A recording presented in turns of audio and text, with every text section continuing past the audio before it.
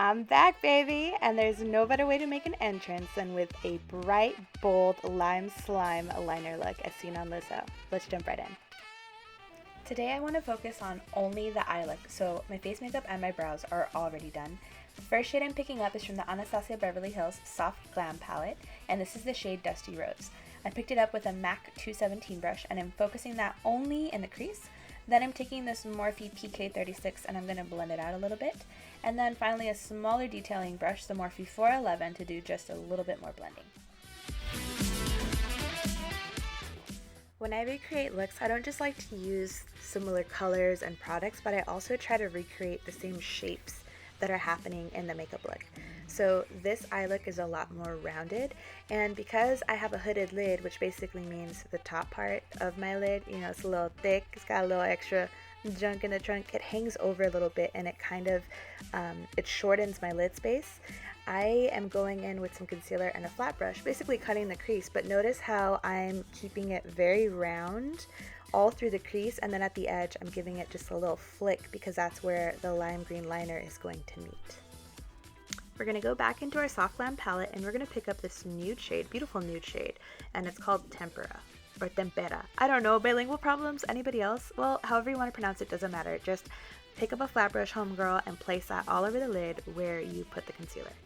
Now it's time to use this expensive ass cream flash palette from Makeup Forever. I've actually only dug my fingers into this to swatch it, but I've never used it for a makeup look.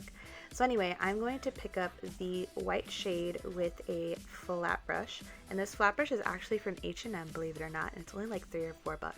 I just feel like I have a lot more control over this product. Now, this is extremely creamy, a little goes a long way, and slow and steady, okay? Like, don't even breathe while you're doing this liner because it can smell fear. Now it's time for some neon. This is the Melt Radioactive stack. These are pressed pigments. This shade right here is Xenon and the yellow is neon. And what? Oh my god, remember when I said that product was very, very creamy? Well, yeah, here's the proof. I make mistakes all the time, but it's alright, nothing we can't fix. I just picked up that same flat brush and the Tempera shade and I'm blending it out. Alright, back to business.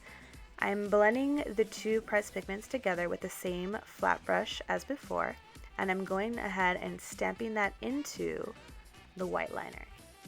The shade is almost where I want it to be. I'm going to pick up the Tribe palette from Juvia's Place and add this shade Maasai to the mix. Y'all can just call me Emerald Lagasse because we're about to kick this neon up a notch. Bam! Look at that. Oh my gosh, this actually looks pretty good on camera. But in person, it is obnoxiously neon, and I'm here for it, baby. Once your liner is completely snatched, do a little dance, make a little love, and fan it off. Please, for the love of everything, fan it off.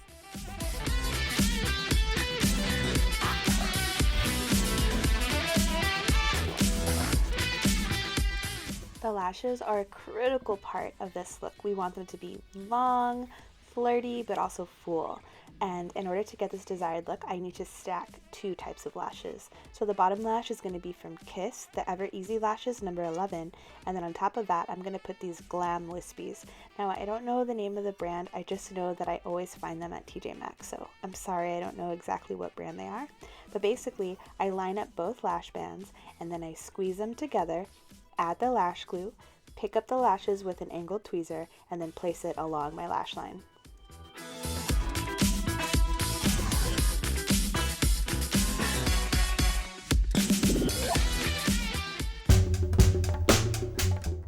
Woo!